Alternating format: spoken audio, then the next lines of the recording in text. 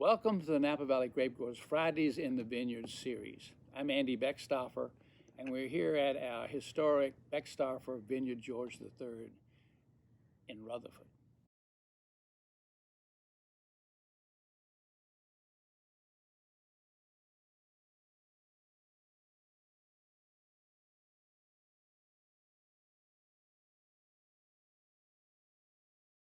In this series, we generally talk about vineyards.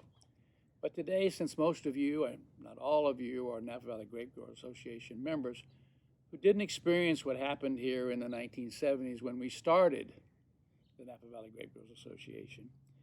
And I thought you might enjoy, it's been suggested that you might enjoy reviewing what it was like here in the 1970s, how we started and why we started the Grape Growers Association, and what the contribution of the Grape Growers Association has been to Napa Valley today.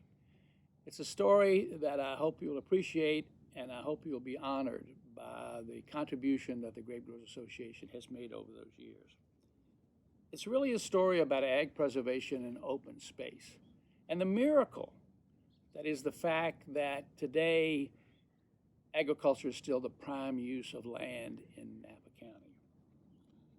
It's all about better grapes and better wines, but it's also about the business strategy and the economics that translated those grapes and wine into ag preservation and the part that the Grape Growers Association played in making that happen. In the 1960s in Cupertino and Sunnyvale, the orchards were beautiful and the land was perfect for farming. But nobody did for prunes and cherries what we did for wine grapes. And now it's Silicon Valley. From 1970 to 2020, the Napa Valley acreage and vineyards increased over 30,000 acres. No one invested in those acreage to preserve agriculture. They invested for personal satisfaction and for the financial returns that came from those projects. The byproduct was agricultural preserve.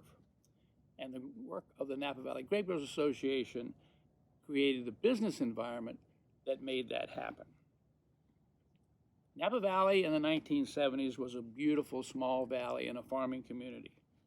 It was not wine country. There were no inns and restaurants except for Silverado and Meadowood, which really weren't for the poor dirt farmer. And it wasn't Cabernet Sauvignon country either. 20% of the 12,000 acres in vineyards in 1970 were Cabernet Sauvignon. In 1974, it was still 20% of the 14,000 acres. The price of Cabernet Sauvignon, Chardonnay, Pinot Noir, and Johannesburg Riesling were all the same. Meat and poultry, eggs and beef were the major products for Napa County. You couldn't survive in the wine grape growing business unless you were a winery, who simply included their grape growing costs with their other costs and made them money selling wine. If you're not a winery, you couldn't survive unless you inherited the land or bought it years ago. No investment costs, no interest costs. Basically, the farmer farmed the land himself with the help of a Mexican farm worker and a tractor. There were no private vineyard managers in those days like Mike Wolfe and Pete Richmond and Oscar Renteria to bring modern viticulture. If a grower had more dollars at the end of the year than he had at the beginning, he was a success. In the early 1970s, no one really knew how grape prices were determined. The North Coast Grape Growers Association published a recommendation for Napa, Sonoma, and Mendocino. All the prices for all the varieties were the same. And no one actually knew what the price was, either before or right after the harvest. Growers simply looked for a home for their perishable product. In Napa, as in most agricultural areas, there was an unspoken class system. The processor vintner was a first-class citizen, the producer grape grower was a second-class citizen, and the farm worker was a third-class citizen. Everyone was just pretty happy in a simpler time here in a beautiful valley. The controversial 1968 Ag Preserva Ordinance kept us in agriculture. Wineries were doing very well. In 1970, the Bank of America said The strongest growth in wine markets ever recorded will occur over the next 10 years. In 1972, Wells Fargo Bank said the popularity of wine is soaring in the United States. But there was trouble in paradise for the independent grape grower. Grape growing was getting more complicated and more expensive, and grape prices were decreasing. Cabernet Sauvignon prices per ton dropped from $810 a ton in 1973 to $434.74 to $325 in 1975. Wine sales, especially Chardonnay, were soaring. Interest rates increased from 7% in 1970 to 15% in 1975. So that was the world in Napa Valley as it was when I got a call from Ren Harris. He and John Trefethen wanted to meet at Ren's house to start a grape grower association. At the meeting were Virgil Galleron, Mr. Grape in those days and head of the large Napa Co-op, and John Hanna, who was a stalwart of the Farm Bureau, and Nathan Fay, a respected grape grower, and Justin Meyer. John and I were relatively new and really not farmers, and neither was Ren, but he had married the daughter of Andrew Palissa, and he was the president of the Farm Bureau. We were the Young Turks. If any one person is responsible for starting the Grape Growers Association, it was Ren. It wouldn't have happened without his organization. The obvious reason for starting the Grape Growers Association was falling grape prices and the big wine tankers that we saw coming into the valley every morning. But the real reason was respect. We wanted that for ourselves and for our growers. Our purpose in the new organization was to promote the betterment of the social, political, and economic status of the grape growers. We wanted to do that by encouraging and explaining modern business and viticultural techniques. In 1975, our first project was publishing and producing a grape production cost survey. We didn't feel that the new organization could recommend prices at the time. This was another way to skin that cat. In addition to the real cost, we included interest costs on money borrowed, property taxes, depreciation on equipment and vines, and payment for the family farmer himself, and the opportunity cost of investing in vineyards and not in other assets. In other words, a return on investment. Our published costs doubled the costs which were presented by the state of California. We showed the grape growers that they were losing money on every acre farmed at current prices. The grower member now had data to confront the vintner in pricing decisions. Further, it's impossible to sustain a successful business if you don't know what your costs are. This is information that any modern investor requires. Without that investment over the last 40 years, there would be no ag preserve today. The information age had begun in the Napa Valley. Bob Mondavi was saying that he was a friend of the growers. And we said to Bob, no, you're not. You're not even paying us our cost. That conversation began our bottle price formula system. Our second project in 1976 was when the Wine Institute, backed by Gallo, wanted to name the North Coast appellation for 14 counties from Mendocino to Santa Barbara. The North Coast Grape Growers Association objected, and we joined them. When our Grape Growers Association was formed, it was formed as a committee of the Farm Bureau so they could use their resources for the logistical and legal needs for setting up a corporation. When Napa opposed what the Wine Institute was presenting, Ren, who served as the Grape Commodities Committee chairman for the California Farm Bureau, got the California Farm Bureau to back our position. And the American Farm Bureau then backed the California Farm Bureau's position.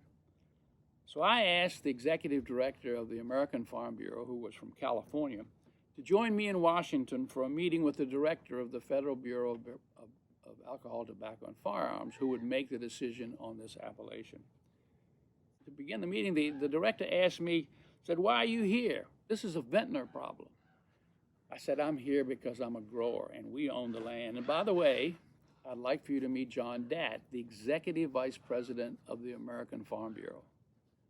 The director said, "Sit down, let's talk." The growers were going to be heard. I'm sure you understand that the American Farm Bureau is much more important in Washington than the Wine Institute.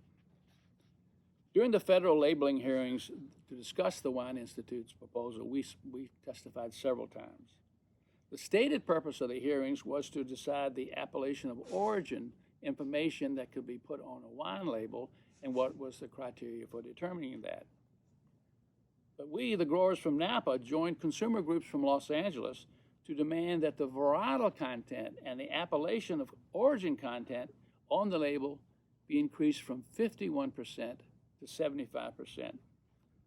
The government listened, the industry accepted the decision, and the Napa Valley grape growers had made their first major contribution.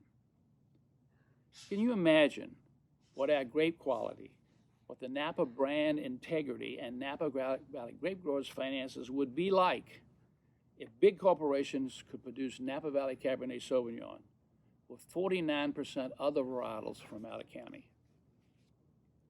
Also in 1976, a big grower from the San Joaquin Valley named Freddie Franzia got caught using non-Zinfandel grapes in the popular white Zinfandel wine. The California Association of Grape Growers objected, and they wanted new rules and pricing information.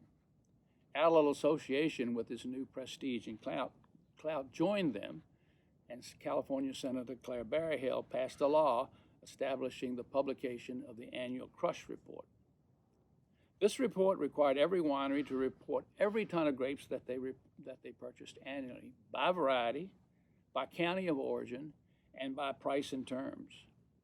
In 1985, this crush report assembled and published data that showed 131 different deals for Napa Valley Cabernet Sauvignon, ranging from $147 a ton to $1,700 a ton.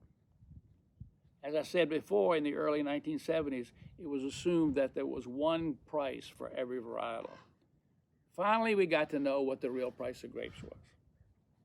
Again, it's impossible to run a successful business if you don't know the sales price of your product. Again, no modern investor would invest without it. If there were no investment in the vineyards over the past 40 years, there would be no ag preserve today. From then on, when the vintner said to a grower, "You have great grapes," but wanted to pay a small percentage over the annual district average, the grower knew what grape meant in terms of price per ton. Our association published a grape pricing policy, which told the growers how to use that data. Our next major project was in 1977 when we began our bottle price formula pricing grapes, where price of grapes was a multiple of the retail price of the wine produced and not the crop size and the annual district commodity price. The price of wine increased and the price of grapes was tied to it. Last year, in 2019, the crush reported 996 deals for Napa Valley Cabernet Sauvignon, ranging from $100 a ton to $50,000 a ton. Our bottle price formula was working. The economics of the wine industry in the Napa Valley was changed forever. The profitability of the wine business was now going to the grower's land as well as to the vintner's brand. And the Napa Valley would not be the next Silicon Valley. The 1980s brought a whole new bunch of leadership to the Napa Valley Grape Growers Association. Bob Phillips, Ron Wicker, Lee Hudson, Pat Garvey got involved. Volker Osler deserves special notice in that he brought a greater concentration and interest in environmental issues. In 1968, when the Ag Preserve Ordinance was passed, a winery was allowed, but it was not defined. In 1985, many wineries were focused on the sales of non-wine items, particularly non-Napa Valley wine items. And the Napa County Planning Director asked, "What's a winery?" That decision was initially about what in addition to producing wine would be allowed. In 1987, our organization demanded that 75% of the grapes be from Napa and be sourced for all new and expanded wineries. This sent shockwaves through agriculture. We argued that Napa agriculture and not agriculture in general was to be preserved, and that Napa wineries should produce Napa wines. Noted wine writer Frank Prowl in the New York Times said, "At the heart of the controversy is nothing less than the future of the valley as the country's most prestigious wine region." A local vintner published a letter in the Napa Valley Register saying, "The Growers Association is an undemocratic organization representing a relatively small amount of the total acreage in the valley. It's an organization driven by greed and intent on acquiring power, the power to dictate prices of Napa Valley grapes." Finally, in 1990, the Winery Definition Ordinance, the WDO, was passed, requiring 75% Napa Valley grape sourcing for all new and expanded wineries, and limits on accessory uses and wine tours. Can you imagine what large corporate interests would do today if allowed to create restaurants and general retail sales stores in the ag preserve while calling them wineries? In 2004, the wine writers wanted big alcohols and big flavors, and the vintners needed high sugars to produce that, but that meant dehydration and loss of tonnage to the growers. The conversation just raged in the coffee shops. So the Grape Growers Association set up a series of hang time seminars. In these seminars, we brought in 15 speakers, ranging from Richard Smart, the international viticulturist, to viticulturists and winemakers from UC Davis, and here to restaurateurs and wine critics. A big fight between the growers and the vintners was expected, but it didn't happen. The situation was addressed calmly and thoroughly, and the decision was made that the vintners needed the sugars and the growers should be paid for producing them. A real sense of equality developed between the growers and the vintners. Napa Valley grape growers and the Napa Valley vintners had feuded in the past, but now the growers, Jennifer Putnam, and the vintners, Linda Reef, established a long use for cooperation between the organizations. That's my story for the first 30 years of the Grape Growers Association. I hope you found it interesting. I certainly enjoyed remembering it. The Napa Valley Grape Growers Association has done great things since then, most notably with the Farm Workers Foundation. I hope you're proud of the association, will continue to support it, and will get more involved.